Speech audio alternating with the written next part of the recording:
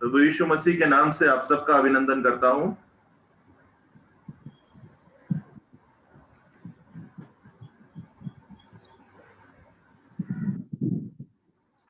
இந்த நாளின் இந்த காலை வேளையிலும் கர்த்தருடைய சமூகத்திலே நாம் கடந்து வர ஆண்டவர் நமக்கு செய்திருக்கிறார்। और इस सुबह के समय में भी प्रभु की कृपा रही कि हम सब यहाँ इकट्ठे हुए हैं।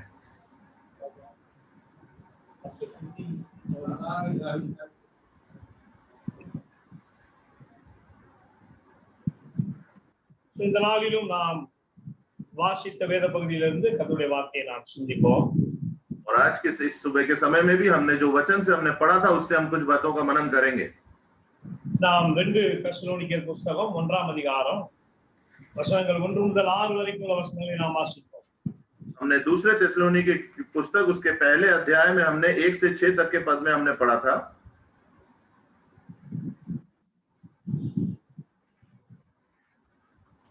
இங்கே 3வது வசனம் சொல்கிறது, और यहाँ तीसरा वचन कहता है, சகோதரரே நாங்கள் எப்பொழுதும் உங்களுக்காக தேவனை ஸ்தோத்தரிக்க கடனாளிகளாய் இருக்கிறோம்। உங்கள் விசுவாசம் மிகவும் பெருகிறபடினாலும் நீங்கள் எல்லாரும் ஒருவரில் ஒருவர் வைத்திருக்கிற அன்பு அதிகரிக்கிறபடினாலும் அப்படி செய்கிறது தகுதியாய் இருக்கிறது। और यहाँ तीसरे वचन में लिखा है, हे भाइयों तुम्हारे विषय में हमें हर समय परमेश्वर का धन्यवाद करना चाहिए और यह उचित भी है, इसलिए कि तुम्हारा विश्वास बहुत बढ़ता जाता है और तुम सबका प्रेम आपस में बहुत ही बढ़ता जाता है। எனவே இந்த காலை வேளையிலே நாம் சிந்திக்கிற சிந்தனையுடைய தலைப்பு பெருக்கம்। और यहाँ आज जो हम सुबह जिन बातों का मनन करेंगे उसका शीर्षक है बढ़ना। बढ़ना அது இங்கிலீஷ்ல என்ன சொல்றதுமா? ग्रोथ और इम्प्रूवमेंट और ग्रोथ। इम्प्रूवमेंट और growth. Okay, improvement of growth.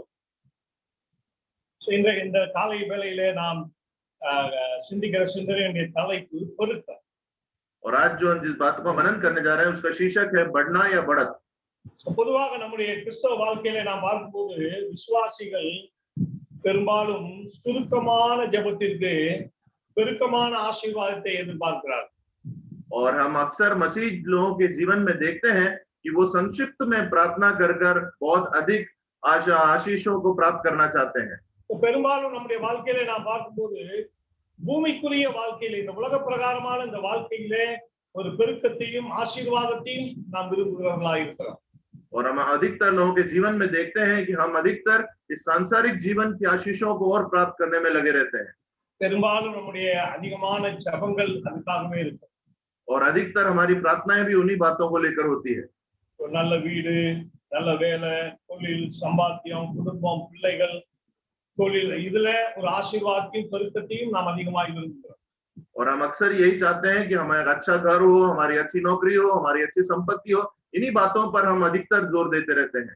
இவைகள் எல்லாம் நம்முடைய வாழ்க்கையில ஒவ்வொரு வருஷமும் பெருக வேண்டும் என்று சொல்லி நாம் விரும்புகிறோம்। और हम हमेशा चाहते हैं कि हर साल हमारी इन सब बातों में हमारे जीवन में बढ़ोतरी होती जाए। அதற்காகவே நாம் அதிகமாக ஜெபிக்கிறவர்களாக இருக்கிறோம்। और उसी के लिए हम अधिकतर प्रार्थना में लगे भी रहते हैं। 6:33 मैथ्यू 6:33 में हम देखते हैं, और मत्ती 6 के 33 में हम देखते हैं, முதலாவது தேவனுடைய ராஜ்யத்தையும் அவருடைய நீதியையும் தேடுங்கள், पहले परमेश्वर के राज्य की खोज में लगे रहो, அப்பொழுது இவைகள் எல்லாம் உங்களுக்கு கூட கொடுக்கப்படும், तब ये सब बातें भी तुमको दी जाएंगी। எனவே நம்முடைய வாழ்க்கையில நாம் பூமிக்குரிய பெருக்கத்தை நாம் எதிர்பார்க்கிறோம், யோசிக்கிறோம், அவைகள் எல்லாம் நல்லதுதான்। ஆனாலும் நம்முடைய ஆவிக்குரிய வாழ்க்கையிலும் நாம் ஒரு சில விஷயங்களிலே ஒரு பெரிய ஒரு பெருக்கத்தை நாம் பெற்றுக்கொள்ள வேண்டும்। और ये सही है कि हम अधिकतर अपनी भूमिगत या सांसारिक बातों के विषय में हम ज्यादा सोचते हैं और हमें अपने आत्मिक जीवन में भी बढ़ोतरी के लिए कुछ बातों का मनन करना चाहिए। எனவே இந்த காலை நேரத்துல நம்முடைய ஆவிக்குரிய வாழ்க்கையிலே நாம் பெருக வேண்டிய ஒரு சில காரியங்கள் என்று சொல்லி நாம் ஒரு 4-5 காரியங்களை நாம் சிந்திக்க போகிறோம்। और इस सुबह के समय में हमारे आत्मिक जीवन की बढ़ोतरी के लिए कुछ बातों को हम मनन करने जा रहे हैं। நம்முடைய வாழ்க்கையில எல்லாருமே பூமிக்குரிய விஷயங்கள்ல நாம் ஒவ்வொரு நாளும், ஒவ்வொரு மாதமும், ஒவ்வொரு வருஷமும் நாம் பெருக வேண்டும் என்று நாம் அதிகமாக ஜெபிக்கிறோம்। और हमारे जीवन में हम अधिकतर जमीनी बातों के लिए कि हम हर महीने हर साल उसमें बढ़ोतरी पाएं, इनके लिए हम प्रार्थना करते हैं। ஆனால் ஆவிக்குரிய வாழ்க்கையிலே நாம் பெருக வேண்டியது அவசியம்। पर हमारे लिए बहुत जरूरी है कि हम अपने आत्मिक जीवन में भी बढ़ोतरी को पाएं। எனவே ஆவிக்குரிய வாழ்க்கையிலே எந்தெந்த விஷயங்களிலே நாம் பெருக வேண்டும். और हमें देखना है कि आत्मिक जीवन में हमें किन किन बातों में बढ़ोतरी चाहिए। So 2 Thessalonians chapter 1 verse 3 में हम देखते हैं 2 தெசலோனிக்கர் 1ஆம் அதிகாரம் 3வது வசனம் சொல்கிறது, और दूसरे थिस्सलुनीकियों की किताब उसके पहले अध्याय के 3 वचन में हम देखते हैं, சகோதரரே நாங்கள் எப்பொழுதும் உங்களுக்காக தேவனை ஸ்தோத்தரிக்க கடனாளிகளாய் இருக்கிறோம், உங்கள் விசுவாசம் மிகவும் பெருகிறபடியினால். और यहाँ लिखा है कि भाइयों तुम्हारे विषय में हम हर समय परमेश्वर का धन्यवाद करना चाहिए। முதலாவது நம்முடைய ஆவிக்குரிய வாழ்க்கையிலே நாம் பெருக வேண்டிய விஷயம் விசுவாசம். और पहली बात हमें अपने आत्मिक जीवन में किस चीज की बढ़ोतरी करनी है, तो वो विश्वास में बढ़ोतरी। So पहली बात हम विश्वास में बढ़ना है, விசுவாசத்திலே நாம் பெருக வேண்டும். और पहली बात हमें अपने आत्मिक जीवन में विश्वास में बढ़ोतरी लानी चाहिए। நாம் இந்த தெசலோனிக்கே பட்டணத்தை குறித்து நமக்கு தெரியும். और हम इस थिस्सलुनीकियों के नगर के बारे में हम जानते हैं। கிரேக்க நாட்டுல மக்கதோனியா என்கிற ஒரு பகுதியை சார்ந்த ஒரு இடம். और वो ग्रीक शहर में मकेदोनिया नाम के नगर का एक भाग था।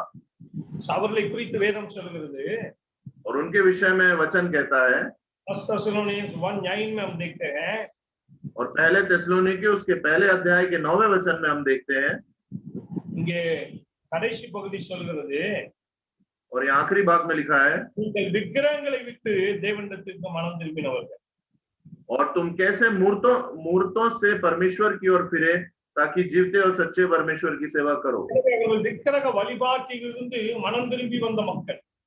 और वो लोग एक मूर्ति पूजा को छोड़कर परमेश्वर की ओर आने वाले लोग थे। இயேசு கிறிஸ்துவை சொந்த இரட்சகராக ஏற்றுக்கொண்டதனால மிகவும் உபத்திரவப்படுத்தப்பட்ட மக்கள். और यीशु मसीह को अपना उद्धारकर्ता मानने के कारण उनके ऊपर बहुत से उपद्रव और कलह हुए। So 2 Thessalonians 4 में हम देखते हैं, 2 தெசலோனிக்கர் 1:4 நம்ம வாசிக்கிறோம், நீங்கள் சகிக்கிற சகல துன்பங்களிலும் உபத்திரவங்களிலும் பொறுமையையும் விசுவாசத்தையும் காண்பிக்கிறது நிமித்தம் உங்களை குறித்து நாங்கள் தேவனுடைய சபைகளிலே மேன்மை பாராட்டுகிறோம். और यहाँ पहले दूसरे थिस्सलुनीकी उसके पहले के चौथे में लिखा है, यहाँ तक कि हम अपने आप परमेश्वर की कलीसिया में तुम्हारे विश्वास में घमंड करते हैं कि जितने उपद्रव और क्लेश तुम सहते हो उन सब में तुम्हारा धीरज और विश्वास प्रकट होता है। எனவே இயேசு கிறிஸ்துவின் நிமித்தமாக அதிகமான உபத்திரவங்களை அவர்கள் சகித்தார். और यीशु मसीह के लिए यीशु मसीह के द्वारा उन्होंने बहुत से उपद्रव और क्लेश को झेला। 1 தெசலோனிக்கர் 1ஆம் அதிகாரம் 6வது 7வது வசனம் சொல்கிறது, पहले थिस्सलुनीकी उसके पहले अध्याय के 6वें और 7वें वचन में लिखा है, 1 Thessalonians 1st chapter 6 and 7, நீங்கள் மிகுந்த உபத்திரவத்திலே பரிசுத்தாவின் சந்தோஷத்தோடு திருவசனத்தை ஏற்றுக்கொண்டு எங்களையும் கர்த்தரையும் பின்பற்றுகிறவர்களாகி இவ்விதமாய் மக்கதோனியாவிலும் அகாயாவிலும் உள்ள விசுவாசிகள் யாவருக்கும் மாதிரிகளானீர். और यहाँ लिखा है, तुम बड़े क्लेश में पवित्र आत्मा के साथ आनंद के साथ वचन को मानकर हमारी और प्रभु की सी चाल चलने लगे, यहाँ तक कि मकिदुनिया और अकिया के सब विश्वासियों के लिए तुम आदर्श बने। எனவே இங்கே வேதம் சொல்லுகிறது, और यहाँ वचन कहता है, அவர்கள் எவ்வளவுக்கு எவ்வளவு அதிகமாய் இயேசு கிறிஸ்துவின் நாமத்தின் நிமித்தம் சுவிசேஷத்தின் நிமித்தம் உபத்திரவப்பட்டார்களோ அவ்வளவுக்கு அவ்வளவு அவர்கள் விசுவாசத்திலே பெருகினார்கள். और यहाँ वचन कहता है कि जितनी बातों में उन्होंने जितनी ज्यादा उपद्रव और जितने ज्यादा क्लेश को झेला उतना ही उनका विश्वास और भी बढ़ता चला गया।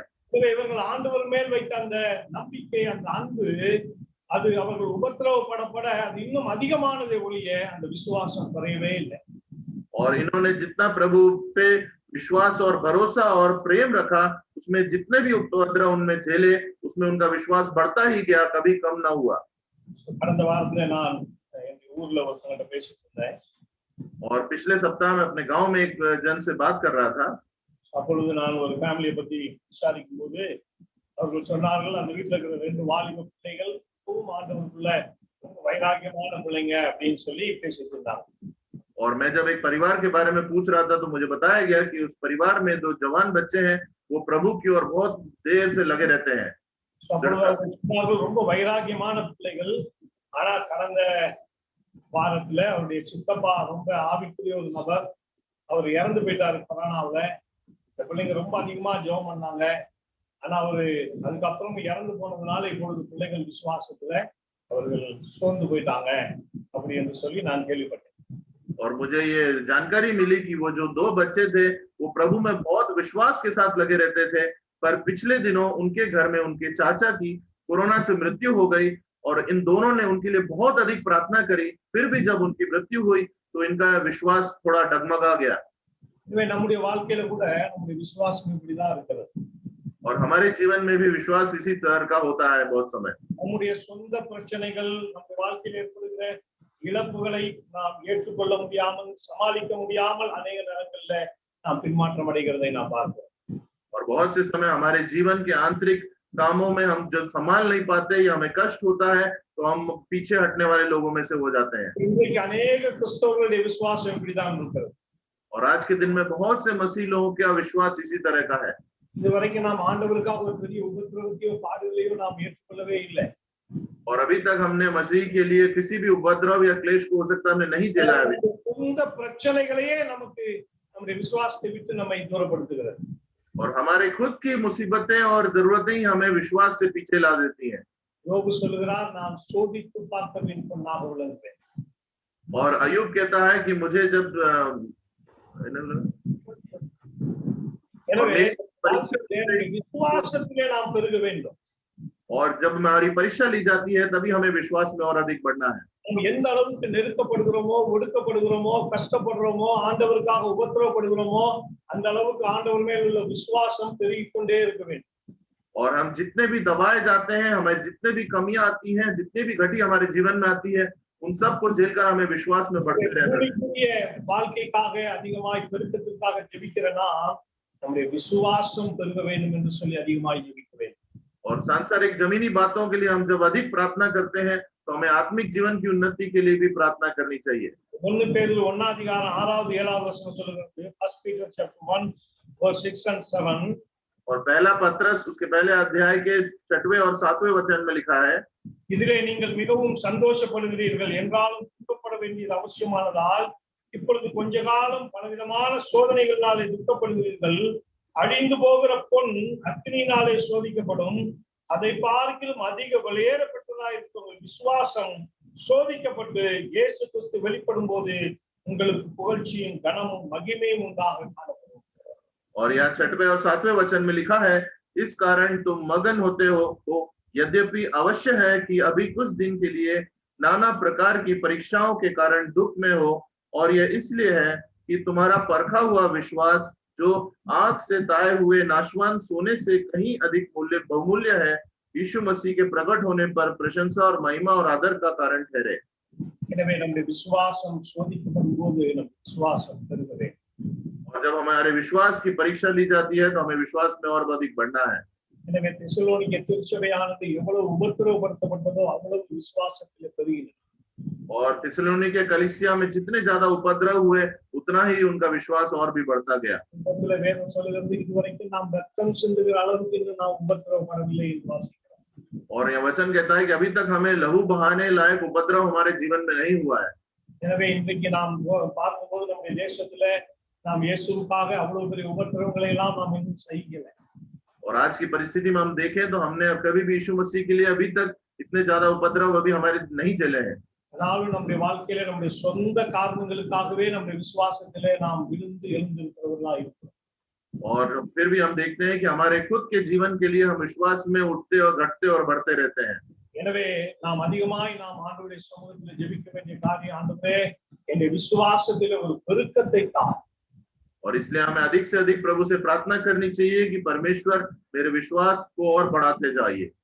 இரண்டாவது दूसरी बात 2 தெசலோனிக்கர் 1 அதிகாரம் 3வது வசனத்திலே வாசிக்கிறோம்।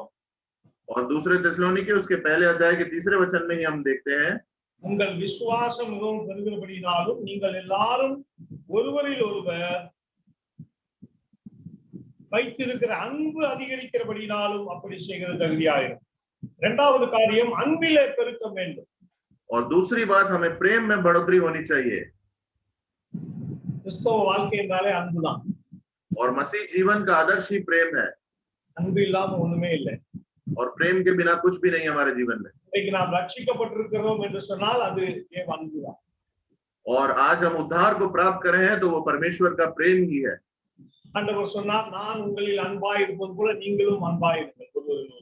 और प्रभु कहता है कि जैसा मैं तुमसे प्रेम करता हूँ वैसा ही तुम भी मुझसे प्रेम करो। எனவே இங்கே அப்போஸ்தலர்கள் தெசலோனிக்கே சபைக்காக ஆண்டவருக்கு நன்றி செலுத்தினார்கள். அந்த அளவுக்கு சபைக்குள்ள விசுவாசிகளுக்குள்ள ஒரு மிகப்பெரிய அன்பு அங்கே இருந்தது. और यहाँ थिस्सलुनीके की कलीसिया में इतना प्रेम था कि प्रेरितों ने भी उनका धन्यवाद किया, उनका आदर्श माना। எனவே அன்பு அது கிறிஸ்தவ வாழ்க்கைக்கு மிக மிக முக்கியமானது. और जो प्रेम है वो मसीह जीवन का एक बहुत बड़ा अभिन्न भाग है।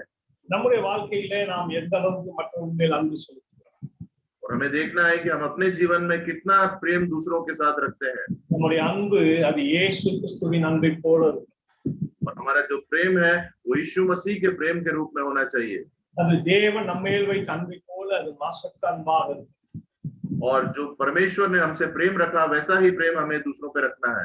ஆனால் இன்றைக்கு உலகத்திலே பார்க்கும்போது அந்த அன்பு குறைந்து போயிருக்கிறது. पर आज हम संसार में देखें तो इस तरह का प्रेम बहुत कम पाया जाता है।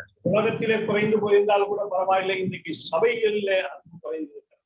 और संसार में हो सकता कम है, बट आज हम कलीसियाओं में भी उस तरह का प्रेम नहीं देखने पाते। ஒரு விசுவாசி இன்னொரு விசுவாசியை உண்மையான அந்த கிறிஸ்துவின் அன்பிலே நேசிப்பது அநேக இடங்களிலே அது குறைவாக இருப்பதை நாம் பார்க்கிறோம். और बहुत सी जगह में हम देखते हैं कि एक विश्वासी और दूसरे विश्वासी को उस प्रेम के द्वारा नहीं देखता। இன்னைக்கு அநேக சபைகளுக்குள்ளாக பிரிவினைகளும் குழப்பங்களும் சண்டைகளும் இருப்பதற்கு காரணம் ஒருவரை ஒருவர் அவர்களாக அன்பு செலுத்தாமல் இருப்பது। और आज बहुत सी कलीसियाओं में जो दरार पड़ती है, जो टूट पड़ती है, उसका वही कारण है कि एक दूसरे विश्वासी एक दूसरे से प्रेम नहीं करते। எனவே நான் நேற்றைக்கு ஒரு செய்தி கேட்டேன்। और कल मैंने एक संदेश, एक बात सुनी।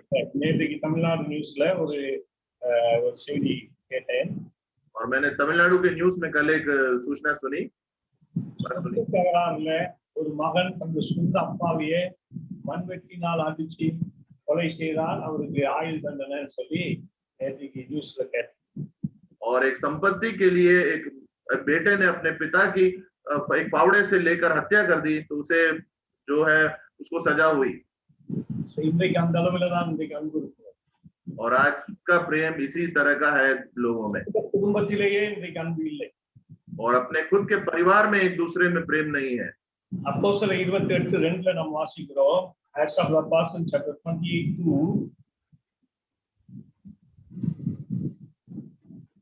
இங்கே மெலிதா தீவு மக்களை குறித்து வேதம் சொல்கிறது।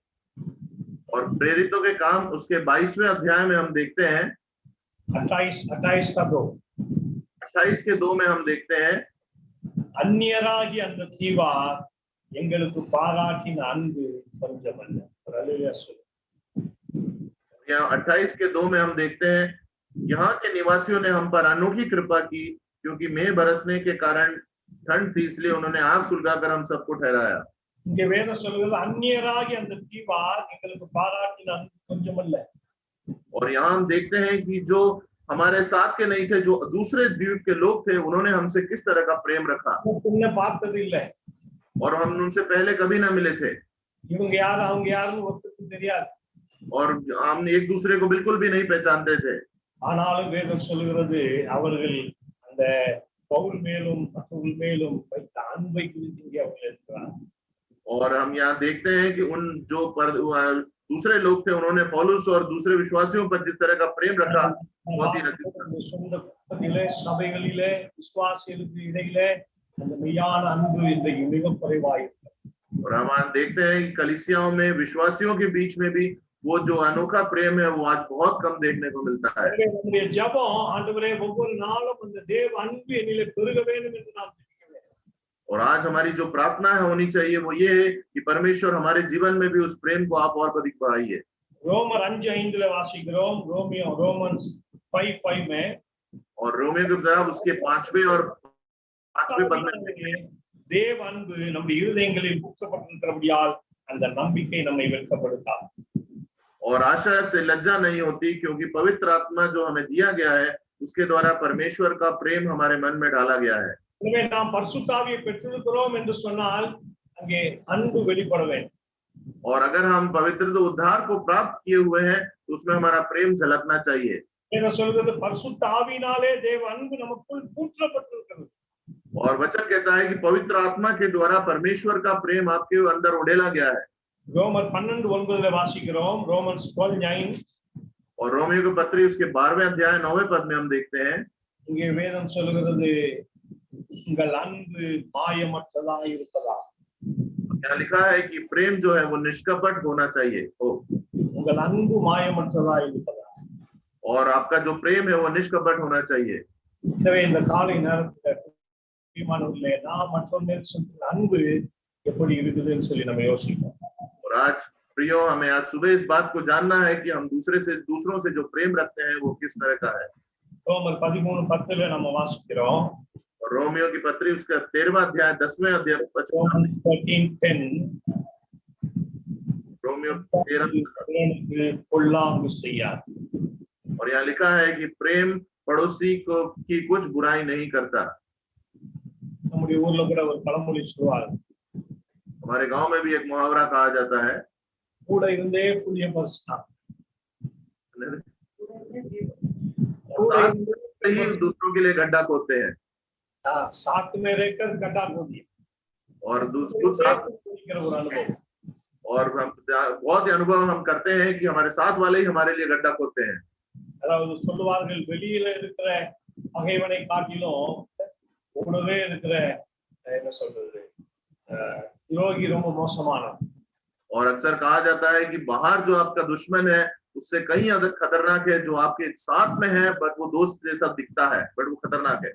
அதான் வேதம் சொல்லுது, உங்கள் அன்பு மாயமற்றதா இருக்கட்டும். और इसलिए वचन कहता है कि आपका जो प्रेम है वो निष्कपट होना चाहिए। நாம் அநேகரை பார்ப்போம், முகத்துக்கு முன்னாடி அப்படியே அன்பு அப்படியே ஊத்துற மாதிரி ஊத்துவாங்க, அப்புறம் பார்த்தா பின்னாடி நமக்கு எதிரான காரியங்களை செய்வார்கள், விரோதமாய் புறம் சொல்லுவார்கள், கோல் பேசுவார்கள். இப்படி அநேகரை நாம் பார்ப்போம். और हम बहुत से लोगों को देखते हैं कि हमारे सामने तो बहुत ही अधिक प्रेमपूर्ण मीठी बातें करते हैं, पर पीठ पीछे हमारी बुराइयां और हमारे खिलाफ षड्यंत्र रचते रहते हैं। எனவேதான் வேதம் சொல்கிறது, உங்கள் அன்பு மாயமற்றதாய். और इसीलिए वचन कहता है कि आपका जो प्रेम है वो निष्कपट होना चाहिए। அன்பினாலே ஒருவருக்கொருவர் ஊழியம் செய்யும். और प्रेम के साथ एक दूसरों के साथ सेवकाई करिए। எனவே இந்த காலை நேரத்துல பிரியமானவர்களே, ஆண்டவர் மிக சமீபமா இருக்கிறார். और इसलिए प्रियो इस सुबह के समय में परमेश्वर का आगमन बहुत निकट है। பிரகாரமாய் நமக்கு எவ்வளவு பெருக்கம் இருப்பது அவருடைய வருகையிலே, அதெல்லாம் அவர் பார்க்க மாட்டார். और हमारे उसके आने से पहले हमारे जीवन में कितने क्लेश आएंगे हम ये कह नहीं सकते। ஆனால் நம்முடைய ஆவிக்குரிய வாழ்க்கையிலே நாம் எவ்வளவு பெருகி இருக்கிறோம் என்பதை தான் அவர் பார்க்கிறார். और मगर वो ये देखेगा कि हमारे आत्मिक जीवन में हमने कितनी बढ़ोतरी करी है, எனவே நம்முடைய விசுவாசம் எவ்வளவு பெருகி இருக்கிறது, और हमारा विश्वास कितना अधिक बड़ा है ये देखा जाएगा, அன்பு எவ்வளவு பெருகி இருக்கிறது, हमारा प्रेम कितना अधिक बड़ा है ये जाता जाएगा। மூன்றாவது நாம் பெருக வேண்டிய ஒரு காரியம், और तीसरी बात जो इसमें हमें बढ़ोतरी करनी है, பிலிப்பியர் 4:17. और फिलिपियों की पत्री उसका 4वां अध्याय 17वां वचन, நம்முடைய பலனில் நாம் பெருக வேண்டும். यह नहीं कि परंतु मैं ऐसा फल चाहता हूं तुम्हारे लाभ के लिए बढ़ता जाए। அதாவது நாம் கடவுளுக்கு கொடுப்பதிலே, அதாவது நாம் மற்றவர்களுக்கு உதவி செய்வதிலே, இப்படி நாம் மற்றவர்களுக்காக செய்கிற கிரியைகளிலே நாம் பெருக வேண்டும். और इसका अर्थ यह है कि हम जो दूसरों के लिए देते हैं या दूसरों के लिए करते हैं उन कार्यों में हमारी बढ़ोतरी होनी चाहिए। இங்கே பவுல் சொல்றாரு, और यहाँ पौलुस कहता है, உபகாரத்தை நான் நாடாமல் கணக்குக்கு பலன் பெருகும்படியே நாடுகிறேன். और यहाँ पौलुस कहता है, यह नहीं कि मैं दान चाहता हूं, परंतु मैं ऐसा फल चाहता हूं जो तुम्हारे लाभ के लिए बढ़ता जाए। பிலிப்பு சபைக்கு ஆண்டவர் பவுல் சிறையில் இருந்து இந்த கடிதம் எழுதுகிறார். और ये जो पत्री है वो पौलुस ने कारागार में बैठकर फिलिपियों की कलीसिया को लिखा था। இந்த கடிதத்தின் மிகப்பெரிய नोकமே பிலிப்பு சபை சிறையில் இருந்த பவுலுக்கு செய்த உதவிக்கு நன்றி செலுத்தி தான் அவர் இந்த கடிதத்தை எழுதுகிறார். और इस खत का बड़ा उद्देश्य ये था कि फिलिपियों की कलीसिया ने जो पौलुस के लिए कार्य किया था उसका धन्यवाद देना इसका उद्देश्य था। எனவேதான் இங்க 19வது வசனத்துல வாசிக்கிறோம், 19ல, என் தேவன் தம்முடைய ஐஸ்வரியத்தின்படி உங்கள் குறைவையெல்லாம் கிறிஸ்து இயேசுவுக்குள் மகிமையிலே நிறைவாக்கும். और यहाँ 19वें वचन में हम देखते हैं, मेरा परमेश्वर भी अपने उस धन के अनुसार जो महिमा सहित मसीह यीशु में है तुम्हारी हर एक घटी को पूरी करेगा। எனவே கிறிஸ்தவ வாழ்க்கை, கிறிஸ்தவ ஐக்கியம் என்பது வெறும் ஆராதனை, ஸ்தோத்திரம், ஜெபம் இவைகள் மாத்திரமல்ல. தேவையோடு இருக்கிறவர்களுக்கு உதவி செய்வது அது மிகப்பெரிய ஒரு கிறிஸ்தவ அனுபவம். और जो मसीह जीवन का उद्देश्य है वो सिर्फ ये नहीं है कि हम आराधना करें, प्रार्थना करें, उसका उद्देश्य है कि हम दूसरों की जरूरतों को पूरा करने वाले बने। எனவே நாம் நம்முடைய பலனிலே நாம் பெருக வேண்டும். और हमें अपने फल लाने में बढ़ोतरी करनी चाहिए। எனவேதான் இயேசு சொன்னார், இந்த பூமியிலே நீங்கள் பொக்கிஷத்தை சேர்த்து வைக்காதீர்கள், பரலோகத்துல பொக்கிஷத்தை சேர்த்து வைங்கன்னு சொன்னார். और इसलिए परमेश्वर ने कहा कि तुम इस धरती पर अपने लिए संपत्ति इकट्ठा मत करो, जो संपत्ति इकट्ठी करनी है वो परमेश्वर के ऊपर स्वर्ग में इकट्ठी करो। ராக்கெட்ல பறந்து போய் பரலோகத்துல போயிட்டு டெபாசிட் பண்ணிட்டு வர முடியாது. और हम ये नहीं कर सकते कि हम रॉकेट में बैठकर स्वर्ग में जाकर अपनी संपत्ति को बटोर कर रखें। இந்த பூமியிலே ஆண்டவர் சொன்னார், எளிமையாய் தேவையோடு இருக்கிறவர்களுக்கு எதை செய்கிறீர்களோ அதை எனக்கே செய்யுங்கள். और परमेश्वर कहता है कि तुम इस धरती पर जरूरतमंद लोगों के लिए, गरीब लोगों के लिए जो भी करोगे वो मेरे लिए ही किया हुआ माना जाएगा। எனவே நம்முடைய பலன் பெருகும்படியான ஒரு கிறிஸ்தவ வாழ்க்கை வாழும். और हमें अपना एक मसीह जीवन ऐसा जीना चाहिए कि हम जो फल लाते हैं वो और अधिक बढ़ता जाए। மற்றவர்களுக்கு உதவணும், और हमें दूसरों की सहायता करनी चाहिए, கொடுக்கணும், दूसरों के लिए हमें देना चाहिए, உங்கள் மேல கரிசனையா இருக்கணும். और दूसरों के लिए हमें प्रेम रखना चाहिए, उनके लिए जरूरतमंद होना के लिए। அனுபவம் यही है विश्वास का अनुभव।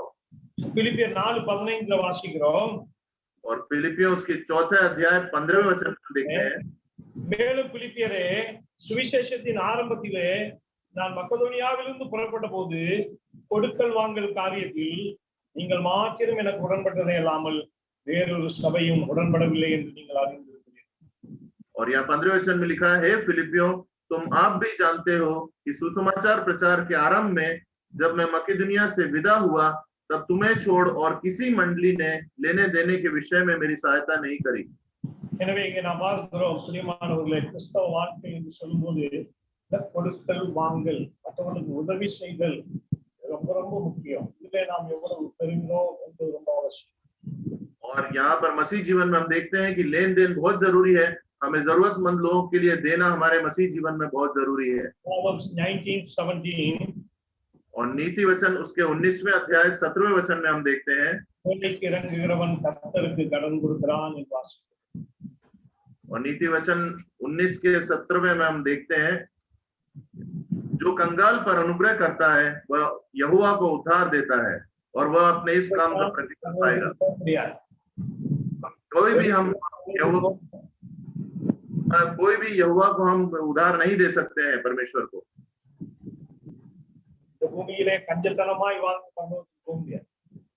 और जो लोग इस धरती पर कंजूसी के साथ जीवन बीते हैं वो कभी उधार नहीं दे सकते। இந்த கொரோனா நாட்கள்ல நாம் பார்க்கிறோம், और इस कोरोना महामारी के दिन में हम ये देखते हैं, எந்த ஒரு மனிதனுடைய வாழ்க்கைக்கும் நிச்சயம் இல்லை. और किसी भी मनुष्य के जीवन में कोई निश्चिंता नहीं है कि वो क्या होगा उसका। காலையில பேசிட்டு வந்திருக்கிறோம், சாயங்காலம் இல்லை. और हम हो सकता है हमने किसी मनुष्य से सुबह बात करी हो और वो शाम को जीवित ना हो। இந்த பூமியிலே நாம் சம்பாதிக்க அத்தனையும் இந்த பூமியிலே விட்டு போகணும். और हम जिस संसार में जितना भी हम संपत्ति बटोरेंगे वो इस संसार में ही छोड़कर जाना पड़ेगा। இந்த பூமியிலே நாம் மற்றவர்களுக்கு கொடுக்கிற செய்கிற உதவிகள் எல்லாம் பரலோகத்திலே நம்முடைய கணக்கில் சேர்க்கணும்.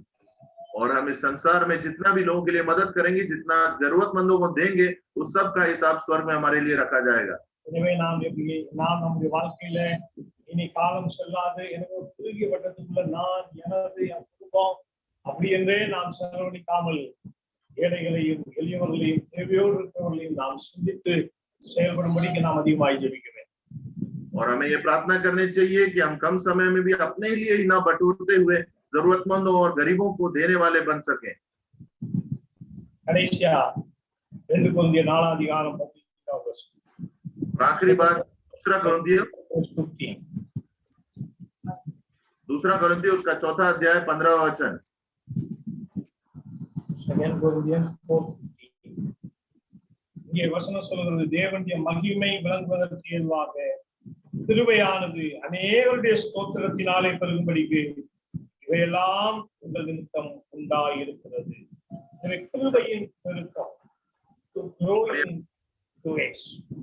और यहाँ अनुग्रह की बढ़ोतरी होनी चाहिए हमारे जीवन में। எனவே பிரியமானவர்களே, நம்முடைய விசுவாச வாழ்க்கையிலே நாம் அனுதினமும் கிருபையிலே பெருக வேண்டும். और हम देखते हैं अपने मसीह जीवन में हमारा परमेश्वर का अनुग्रह हमारे जीवन में बढ़ता जाना चाहिए। கிருபைக்கு अनेक பெயர்கள், கிருபைக்கு अनेक டெஃபினிஷன் உண்டு. और कृपा या अनुग्रह की बहुत सी परिभाषाएं हैं। அதுல ஒரு டெஃபினிஷன், கிருபை என்றால் நமக்கு தேவையான வேளைகளிலே கர்த்தர் நமக்கு தரும் உதவிதான் கிருபை. और उसका एक परिभाषा है कि हमारे जरूरत के समय में जो परमेश्वर हमें देता है वही उसका अनुग्रह है। 15வது வசனம் சொல்கிறது, अनेकருடைய ஸ்தோத்திரத்தினாலே கிருபை பெருகும். और 15वें वचन में लिखा है, क्योंकि सब वस्तुएं तुम्हारे लिए हैं ताकि अनुग्रह बहुतों के द्वारा अधिक होकर துதிக்கிறோமோ, ஆண்டவரை துதிக்க துதிக்க துதிக்க நம்முடைய வாழ்க்கையிலே கிருபை பெருகிக் கொண்டே இருக்கும். और जितनी हम परमेश्वर की अधिक से अधिक स्तुति करेंगे उतना ही परमेश्वर का अनुग्रह हमारे जीवन में बढ़ता जाएगा।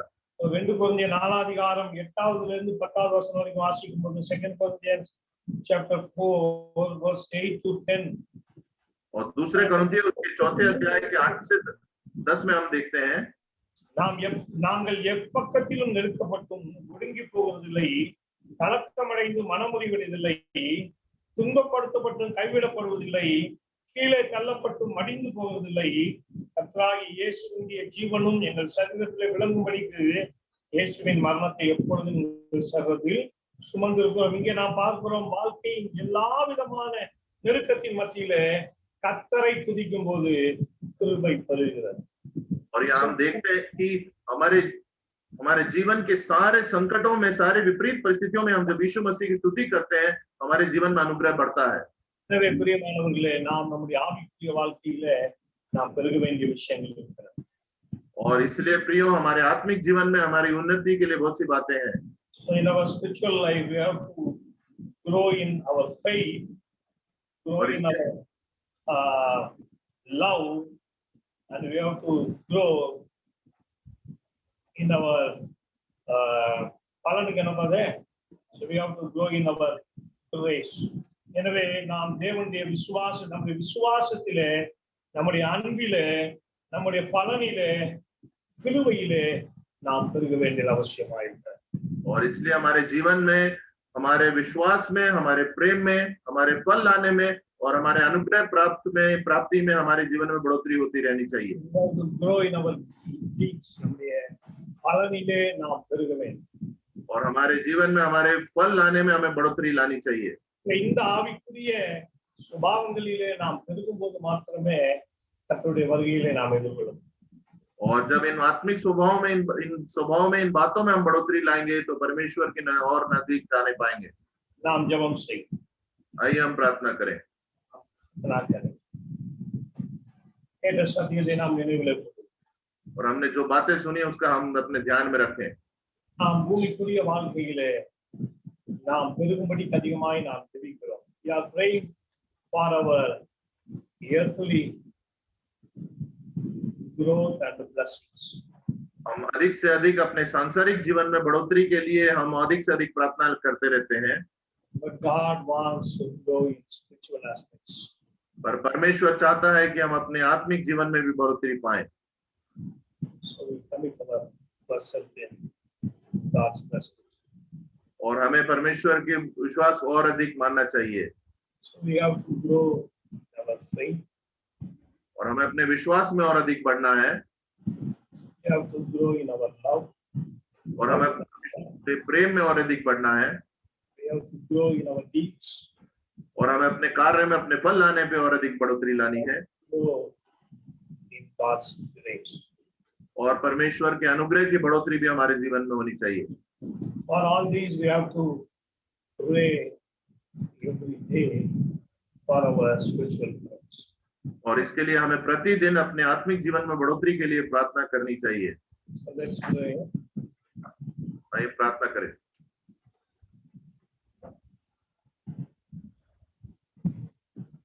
So I request Brother Vijay Kumar to pray and conclude this service. तो मैं भाई जो विजय कुमार हैं उनसे निवेदन करता हूं कि वो प्रार्थना करके इस सभा का अंत करें। Graciously, Heavenly Father, hallelujah, hallelujah. ಭೂಮಿ ಆಕಾಶವನ್ನು ಮಾಡ ಸರ್ವಶಕ್ತನಾದ ತಂದೆ ನಿಮಗೆ ಕೋಟಿ ಕೋಟಿ ಸ್ತೋತ್ರ ಸ್ವಾಮಿ. ಹೌದು ಸ್ವಾಮಿ, ಪರಿಶುದ್ಧವಾದ ದಿನದಲ್ಲಿ ಸ್ವಾಮಿ, ಕೇವಲ ನಿನ್ನ ಕೃಪೆಯಿಂದ ಸ್ವಾಮಿ, ಪ್ರೀತಿ ಪ್ರೇಮ ಅಫೆಕ್ಷನ್ ಎಂಬ ವಿಷಯದ ಮೇಲೆ ಸ್ವಾಮಿ, ನಿನ್ನ ಸನ್ನಿಧಿಯಿಂದ ಕೃಪೆ ಸ್ವಾಮಿ, ಈ ಒಂದು ಶುದ್ಧವಾದ ಭಾನುವಾರ ದಿನದಲ್ಲಿ ಸ್ವಾಮಿ, ಇಡೀ ಭೂಪಾಲಲ್ಲಿರುವ ಸ್ವಾಮಿ ನಮ್ಮ ECS ಸಭೆಯ ಅನೇಕ ಸೇವಕರುಗಳ ಮೇಲೆ ಸ್ವಾಮಿ, ಅನೇಕರ ವಿಶ್ವಾಸಿಗಳ ಮೇಲೆ ಸ್ವಾಮಿ, ನಿನ್ನ ಕೃಪೆ ನಿನ್ನ ಸನ್ನಿಧಿ ಸ್ವಾಮಿ, ನಿನ್ನ ಒಂದು ಆಶೀರ್ವಾದದಲ್ಲಿ ಸ್ವಾಮಿ ಅಭಿವೃದ್ಧಿಯಾಗಿ ಸ್ವಾಮಿ, ಈ ಕುಟುಂಬವೆಂಬ ECS ಸಭೆಯನ್ನು ಸ್ವಾಮಿ ಪ್ರೀತಿಯಿಂದ ಸ್ವಾಮಿ, ಲವ್ ಎಂಬ ಪ್ರೀತಿಯಿಂದ ಸ್ವಾಮಿ ಹೇರಳವಾಗಿ ಆಶೀರ್ವದಿಸಬೇಕಾಗಿ ಪ್ರಾರ್ಥನೆ ಮಾಡ್ತೇನೆ ಸ್ವಾಮಿ. ಹೌದು ಸ್ವಾಮಿ, ಈ ಒಂದು ಭಾನುವಾರ ದಿನದಲ್ಲಿ ಸ್ವಾಮಿ, today is a special day. God is anointed day. May Lord bless whoever in the Zoom app. May Lord bless abundantly. ಯಾರ್ಯಾರು ಈ ಆಪ್ ಅಲ್ಲಿ ಇದ್ದಾರೆ ಸ್ವಾಮಿ, ಬಂದಿರೋರು ಸ್ವಾಮಿ, ಬರ್ದೇ ಇರೋರು ಸ್ವಾಮಿ, ನಿನ್ನ ಕೃಪೆ ನಿನ್ನ ಸನ್ನಿಧಿ ಸ್ವಾಮಿ, ಇವತ್ತಿನಿಂದ ಸ್ವಾಮಿ ಮುಂದಿನ ದಿನಮಾನಗಳವರೆಗೆ ಸ್ವಾಮಿ, ಯಾವತ್ತು ಸ್ವಾಮಿ ನಿನ್ನ ಕೃಪೆ ನಿನ್ನ ಸನ್ನಿಧಿಯಿಂದ ಸ್ವಾಮಿ ಆತ್ಮವನ್ನು ಬಿಡಿಸಿಕೊಳ್ಳಬೇಕಾಗಿ యేసయ్య ನಾಮದಲ್ಲಿ ಪ್ರಾರ್ಥನೆ ಮಾಡಿ ಬೇಡಿಕೊಳ್ಳುತ್ತೇನೆ ಸ್ವಾಮಿ. ಆಮೆನ್. ஆமென். உங்கள் ஆண்டவரே, மீண்டுமாக நன்றி செலுத்துகிறோம். இந்த ஆராதனையிலே இந்த பிரசன்னம் எங்கள் மத்தியிலிருந்து அதை நடத்தினதற்காக உமக்கு நாங்கள் நன்றி செலுத்துகிறோம். இந்த ஆராதனையிலே ஆண்டவரே, அருமையான அன்பு சகோதரர் ஆண்டவரே விஜயகுமார் மற்றும் அவருடைய குடும்பத்திற்காக நாங்கள் செபிக்கிறோம். ஆண்டவரே, நீர் அருமையான குடும்பத்தை நீர் ஆசீர்வதிப்பீராக. அப்பா, இந்த பட்டணத்துக்கு கூட கொண்டு வந்த நோக்கத்தை நீர் நிறைவேற்றுவீராக. இயேசுவின் நாமத்திலே ஆண்டவரே, கர்த்தாவே, ஈசிஐ திருச்சபையிலே கர்த்தர் கொடுத்திருக்கிற நல்ல பொறுப்புக்காக நாங்கள் நன்றி செலுத்துகிறோம். ஆண்டவரே, அவரை ஆசீர்வதிக்க வேண்டும் என்று சொல்லி துதிக்கிறோம். ஒரு BOG மெம்பராக அப்பா, ஈசிஐனுடைய ஆல் இந்தியா டெப்டி ட்ரெஷரராக எங்கள் ஆண்டவர் வைத்திருக்கிறீர், நன்றி செலுத்துகிறோம். தொடர்ந்து கர்த்தர் அருமையான குடும்பத்தை நீர் ஆசீர்வதிக்க வேண்டும் என்று ஆண்டவரே நாங்கள் ஜெபிக்கிறோம். இந்த வாரம் முழுவதும் பிரசன்னம் எங்களோடு இருந்து எங்களை வழிநடத்தி ஆசீர்வதிக்கிறோம். அதிக மகிமையாவை உமக்கே செலுத்துகிறோம். இயேசுவின் நாமத்தில் ஜெபிக்கிறோம் எங்கள் நல்ல பிதாவே, ஆமென். கர்த்தருடைய ஆசீர்வாதத்தை நாம் பெற்றுக்கொள்வோம். நம்முடைய ஆண்டவராகிய இயேசு கிறிஸ்துவின் கிருபையும் பிதாவாகிய தேவனுடைய அன்பும் பரிசுத்த ஆவியானவருடைய ஐக்கியமும் வழிநடத்தலும் சமாதானமும் இன்றும் என்றும் சதா நாட்களிலும் ஆராதனையில பங்கெடுத்திருக்கிற திருச்சபையின் ஒவ்வொரு குடும்பத்தோடும் சதா காலமும் தங்கி இருப்பதாக. ஆமென்.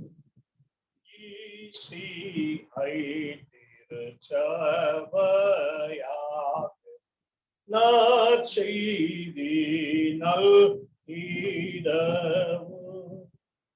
முற்பிதாக்கள் சத்தியத்தில் என்றுமே நிலைத்திடவும்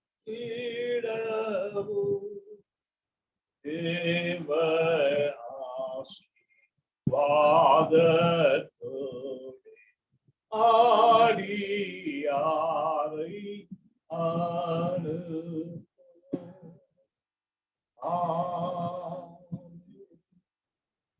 என் ஆத்மாவே கர்த்தரை ஸ்தோத்திரி, என் முழு உள்ளமே அவருடைய பரிசுத்த நாமத்தை ஸ்தோத்திரி.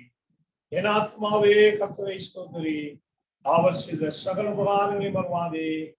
ஆமென், ஆமென். அல்லேலூயா, அல்லேலூயா. ஆமென். எல்லாருக்கும் ஸ்தோத்திரம். கர்த்தர் தாமே ஒவ்வொருவரையும் தொடர்ந்து வழிநடத்தி ஆசீர்வதிப்பாராக. ஆமென், ஆமென்.